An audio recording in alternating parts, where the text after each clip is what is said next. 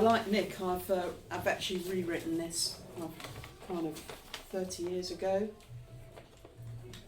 Wrote this and then I've completely rewritten it now. Kept the original because it's quite nice, but I haven't found a name for it yet, so still working on that. Okay. The hills are filled with forests of larch and their softening colours, a spectrum of autumnal gold, yellow and orange. Close your eyes. Are they closed? Feel the colour filtering through your skin, soothing and bathing your mind.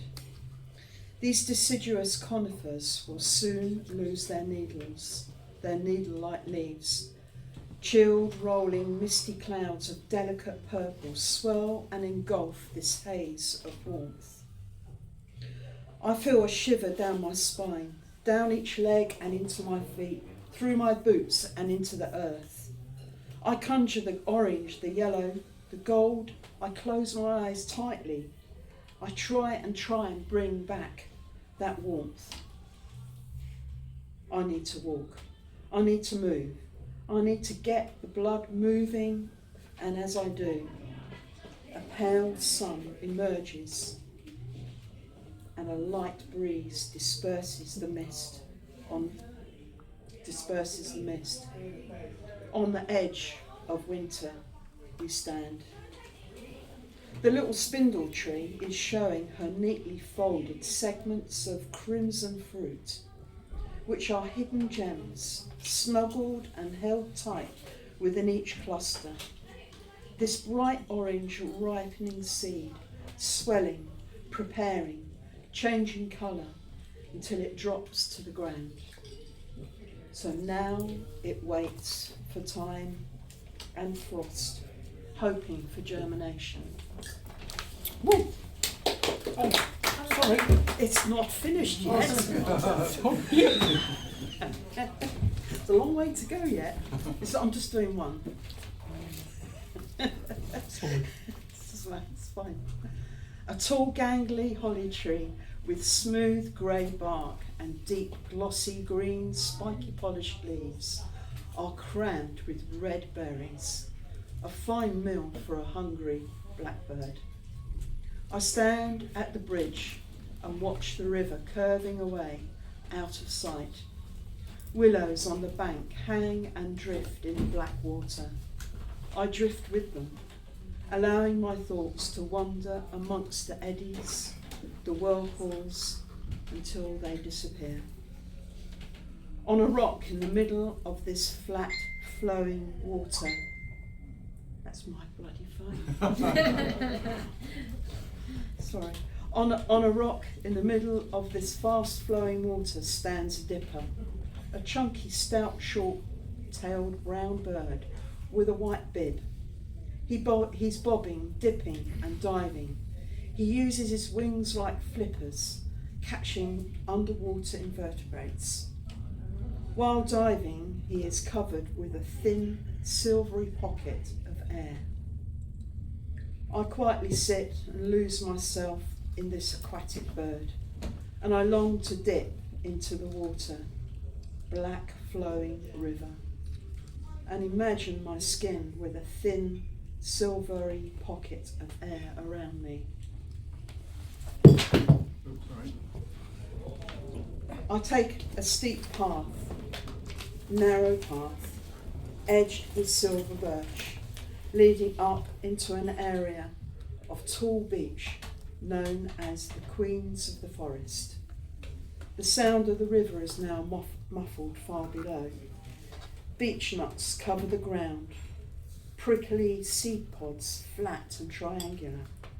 I gather a few and stuff them in my pockets, then clear a space amongst the roots that spread and weave over the ground.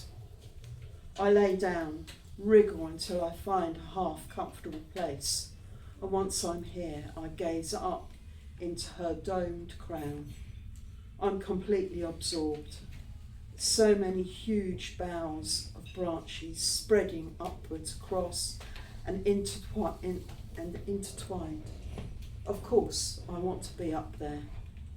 silvery grey, hard, smooth and mossy. It's a feast. Then I stare into a rich canopy of gold, spreading forever. I can just see snippets of blue sky. In a dreamlike state, I feel the heart beating of this queen of the forest, her energy flowing through me.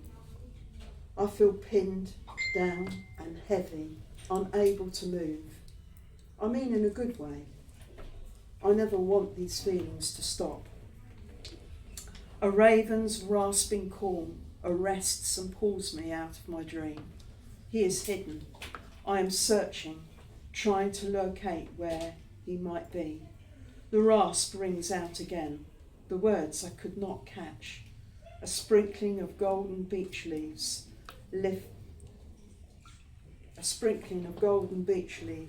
lightly fall, fluttering, dancing, twisting, and then are taken by the breeze. I lay completely still, stunned, hardly breathing, listening, watching, waiting for something to happen. I try and imagine what's going on up there, and then suddenly a buzzard flies out, broad, blunt wings, beating unhurriedly. I catch the colours of soft brown. The raven follows with its metallic, feathery black coat and a huge shaggy throat.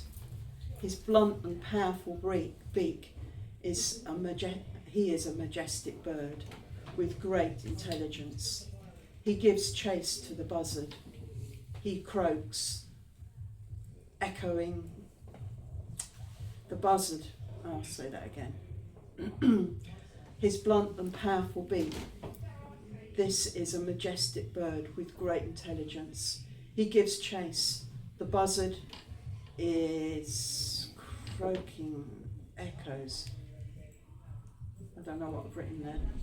Bouncing through the thick boughs of the tree. They've gone.